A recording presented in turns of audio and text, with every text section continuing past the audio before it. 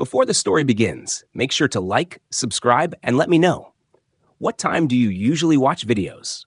And don't forget to suggest the next story or content you'd like to see.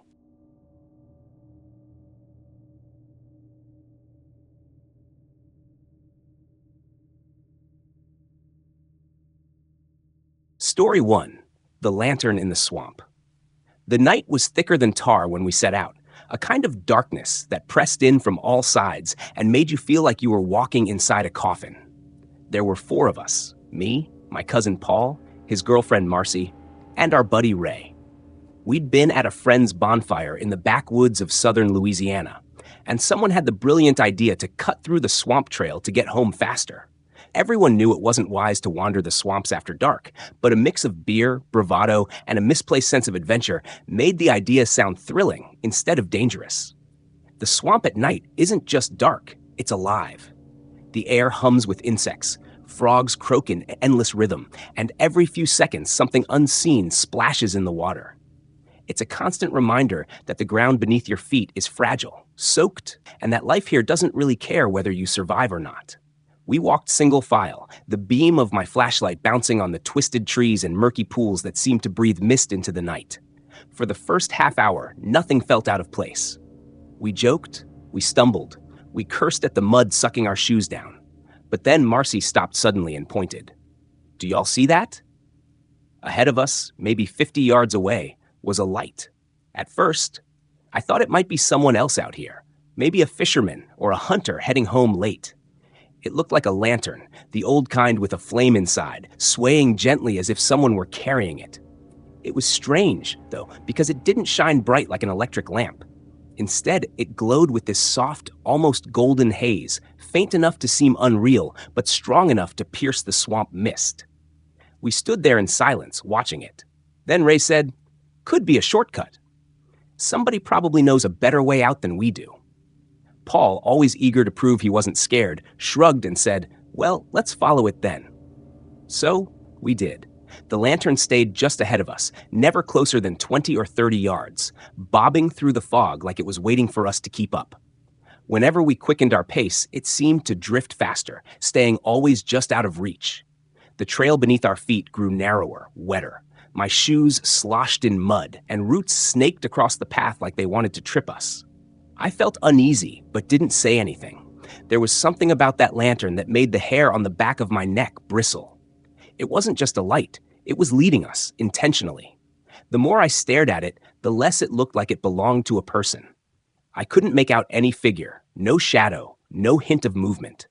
Just the glow, swaying like a heartbeat in the distance. Marcy muttered, "Why won't it stop?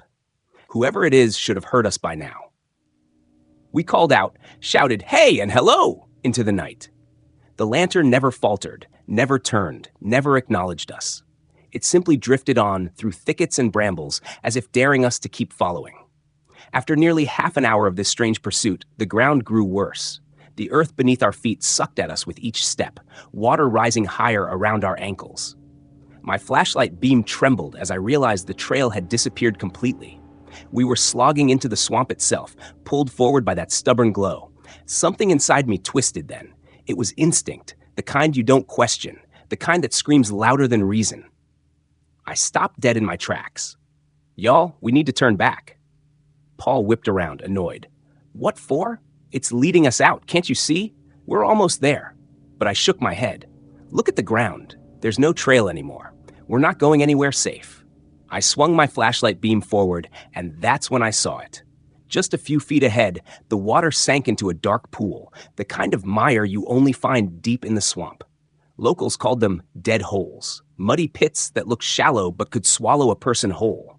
And the lantern? It hovered directly above it, swaying gently like it was dangling bait over a trap. My stomach dropped. If we'd kept walking, I couldn't even finish. Ray cursed under his breath. He'd seen it too. That's not right. That's not right at all. Paul's face drained of color, the bravado finally slipping. Marcy grabbed his arm, trembling, whispering, "We need to go back. Now." We turned around, and that's when things grew worse. Behind us, the swamp looked unfamiliar. Paths we thought we'd taken now twisted and lost in fog. It felt as though the swamp had rearranged itself while we weren't looking. Every cypress tree a mirror of the last, every direction a circle. And then the lantern moved again. Not forward this time, but sideways. Slowly, deliberately, it glided across the water's surface, weaving between trees, always just far enough away to lure us. It was as if it was looking for another angle, another way to trick us into following. My chest tightened. I forced myself to look away from it, to focus on the ground beneath my feet. "Don't look at it," I told the others. "Don't follow it. Just keep walking back the way we came, even if it feels wrong." It was the hardest thing I've ever done, turning my back on that glow. Every instinct screamed that the lantern was the only way out, that if I just trusted it a little longer, it would lead me to safety.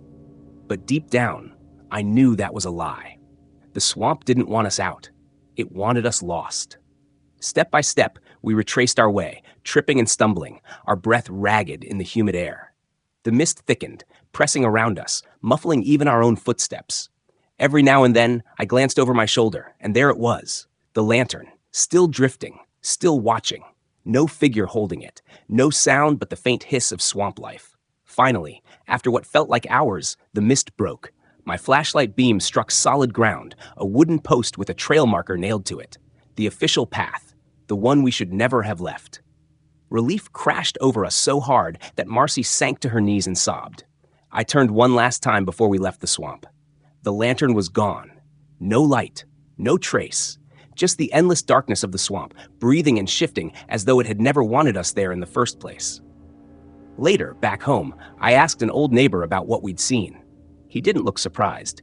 He just nodded slowly and said, "That swamp's got will-o-the-wisps. Lights that lead the curious straight to their deaths. Folks say they're spirits of the lost, jealous of the living, trying to drag more souls into the muck with them." I didn't argue, because I knew, with every fiber of my being, that if we'd taken even one more step toward that lantern, we would have been swallowed whole, our voices joining the swamp's chorus forever. Story 2. The Highway Glow. I had been driving the long-haul routes for nearly 10 years by then, and I thought I'd seen everything the road could throw at me. Drunk drivers swerving into my lane, deer leaping out of the woods at 70 miles an hour, even a tornado funnel in the distance once. But nothing prepared me for that night in the mountains of West Virginia, when a light appeared on the highway that seemed determined to lure me somewhere I should never have gone. It was late, well past midnight. I was hauling freight east, my truck loaded down with steel beams, the kind of load that made every incline a struggle and every downhill a white-knuckle grip on the wheel. The CB radio was quiet. The world outside my windshield was a blur of black trees, dark sky, and the pale stripe of road unspooling endlessly under my headlights. That stretch of highway was lonely, so lonely that you could drive 50 miles without seeing another vehicle. The air was thick with fog, rolling low from the valleys, and the mountains pressed in from both sides like shadows trying to squeeze the road shut. My eyelids were heavy, the hum of the engine lulling me towards sleep, when I noticed something strange up ahead. It looked like a small glow, maybe a taillight. At first, I figured it was a motorcycle or a compact car far ahead. The glow pulsed faintly, almost like a candle flame, hovering just above the asphalt. I leaned forward, squinting, waiting for my headlights to catch the outline of a vehicle. But nothing appeared, just the light floating steady, 20 yards ahead of me. I pressed harder on the gas, thinking I'd catch up to it soon.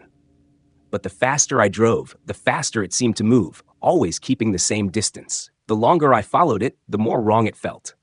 For one, it didn't illuminate the road around it the way real headlights would. The glow was contained, self-sufficient, like a firefly trapped in glass. It swayed gently from side to side, not in the way a car might swerve, but more like it was beckoning. The CB crackled once, then died.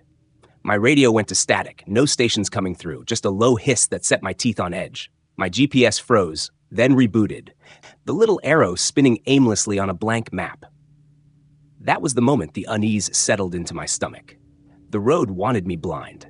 Still, I kept driving. Something in me, curiosity maybe, or that stubborn streak truckers develop from too many miles, kept me chasing the glow. It led me off the main stretch, onto an exit I don't even remember seeing on my route plan. The sign flashed past too quickly to read, swallowed by fog. The highway narrowed into a 2-lane road, no streetlights, no reflectors. The glow remained ahead, weaving slowly as though guiding me. Trees leaned in close, their branches clawing over the asphalt. I slowed, uneasy. That was when I realized how silent everything had become. No insects, no wind, no distant hum of civilization, just the rumble of my engine and that light gliding steadily forward. I tried to shake myself out of it. "You're just tired," I muttered, gripping the wheel tighter.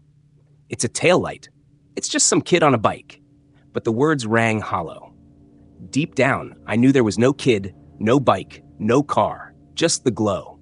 Minutes stretched into half an hour. The road grew rougher, potholes rattling the cab. I should have turned back, but I felt like I couldn't, not while that light was still there. It pulled at me, not with force but with suggestion, like a hook in the back of my mind whispering that if I just followed a little longer, I'd understand. And then I saw it. Up ahead, the road ended in darkness. At first, I thought it was just another patch of fog, but as the glow drew closer, I realized the asphalt crumbled away. The road dropped off into nothing, a sheer cliff, the kind you only see in places where the mountain has been carved away. No guardrail, no warning signs, just an abrupt end. The glow hovered right at the edge. My heart seized. My foot slammed the brake, tires screaming as the rig fishtailed. The trailer wrenched sideways, metal groaning, and for one horrible second I thought the entire truck would tip.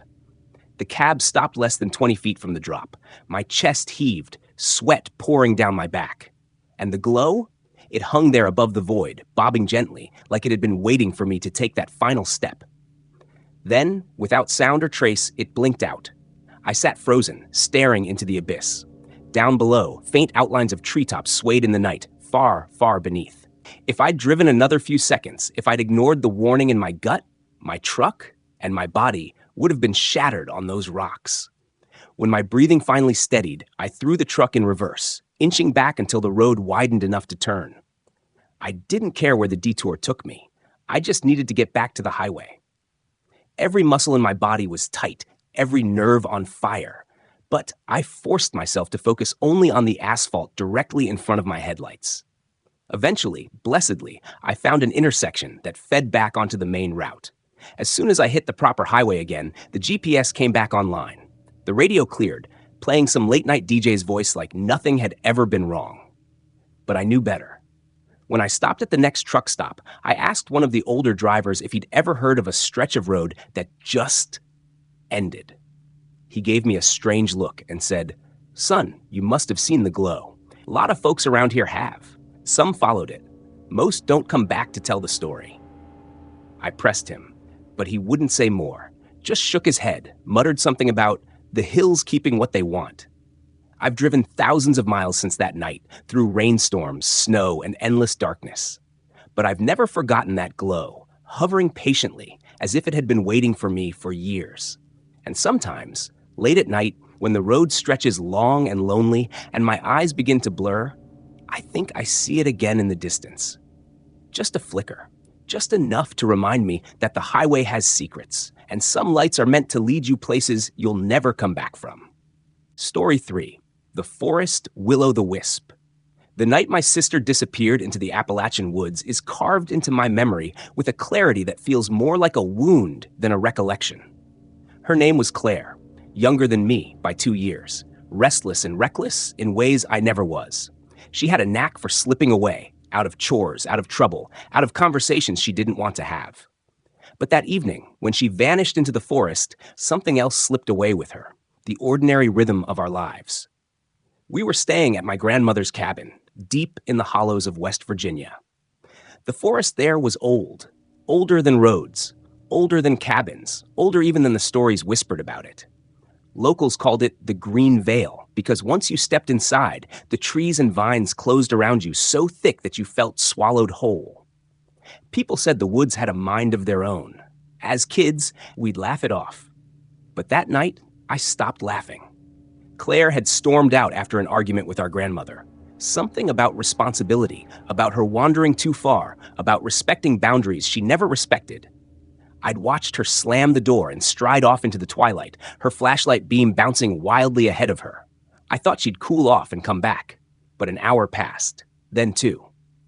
By the 3rd hour, worry dug sharp claws into my chest. I grabbed my own flashlight and went after her. The forest was a cathedral of shadows, each tree trunk a pillar, each canopy an arched ceiling blotting out the sky. Crickets chirped in a deafening chorus, and every rustle made me jump. I called her name, Claire, but the sound barely carried. It was as if the trees swallowed my voice, gulping it down before it could travel. I must have wandered for 30 minutes when I saw them. At first, I thought they were fireflies, tiny specks of blue-green light drifting lazily through the undergrowth. But these were larger, brighter, almost the size of a human fist. They glowed with a steady radiance instead of flickering, and they moved in formation, 3 or 4 at a time, drifting down a narrow game trail as if marking a path. Something inside me whispered that I should follow. They reminded me of breadcrumbs in a story, leading a desperate searcher to exactly what they were seeking. I wanted so badly to believe it, that the forest itself had taken pity on me, that it was guiding me to Claire. So I followed. The lights floated just ahead, never too fast, never too far, pausing as though to wait for me whenever I stumbled on roots or brambles. My flashlight beam caught their glow, making them shimmer like glass beads suspended in air. I felt both wonder and unease. They didn't behave like insects, and when I swung my light off them, they didn't vanish. They stayed, pulsing faintly, as if they had a heartbeat. For an hour, maybe more, I chased them. The deeper I went, the quieter the forest became. The crickets stopped, the owls stopped. Even the wind stilled, and with it the rustling of leaves. My own breathing became unbearably loud, the crunch of my boots echoing like thunder. That silence unnerved me more than anything. A living forest is never truly quiet. But this one felt like it was holding its breath. The lights guided me into a clearing. At the far end, the ground fell away sharply, a jagged cliff that plunged into darkness. The lights hovered right at its edge, bobbing gently, invitingly, like they wanted me to step closer. My chest tightened. I inched forward, shining my flashlight down. The beam was swallowed by shadows, revealing only the tops of pine trees far, far below. If I had taken just one more blind step, I would have gone over. That was when it hit me. These lights weren't guiding me to safety. They were luring me, pulling me closer to the edge like a moth to a flame. A wave of nausea rolled through me. I staggered back, clutching my chest, and whispered, "Claire." My voice cracked. For the first time, I wondered if she'd been led the same way, if she'd already gone over. Then, from somewhere behind me, faint and trembling came her voice. "Anna?" I spun. My flashlight beam cut through the trees, and there she was, mud-streaked, wide-eyed, clutching a broken branch like a weapon. She was coming from the opposite direction, the exact opposite of where the lights had drawn me. Her face was pale as she stumbled toward me. Don't follow them," she gasped. "They tried to make me walk off the cliff." I grabbed her and pulled her close, my own knees nearly buckling with relief. The lights still hovered at the edge, glowing innocently, as though nothing had happened. And then, one by one, they dimmed, sinking into the mist until only darkness remained. Claire and I didn't speak much as we made our way back, but later, safe inside the cabin, she told me what happened. She'd wandered into the woods after dark, angry and careless, when she saw the lights. Like me, she thought they might help her find her way back. But the further she followed, the heavier her body felt, like something was tugging at her limbs, drawing her onward against her will. When she realized they were leading her to a drop, she managed to break free and stumbled away, fighting the urge to keep chasing their glow. I asked our grandmother about it the next morning. She looked grim, as though she'd been expecting the question. "Will-o-the-wisps," she said, her voice hushed. "Old spirits. Some say they're the souls of the lost, jealous of the living. Some say they're tricksters, born from the swamp gas and shadows, that lure you until the earth swallows you whole. Either way, they don't want you safe. They want you gone." Claire and I never argued about curfews again. We never wandered alone into those woods, day or night. But sometimes, when the fog rolls heavy down the mountain, I think I see them again. Faint little orbs of light dancing at the tree line, waiting for someone foolish enough to trust them. And when I see them, I remember the cliff edge, the silence of the forest, and the way they pulse like a heartbeat. Not guiding, not warning, luring, always luring. Some lights aren't there to guide you home. They're there to lead you astray. Out in the swamps, on lonely highways, and deep within the forests, strange glows have tempted travelers to follow, only to reveal danger waiting at the end. So if you ever see a light flicker in the darkness where it shouldn't be, don't trust it, because not every glow is a beacon. Sometimes it's a trap.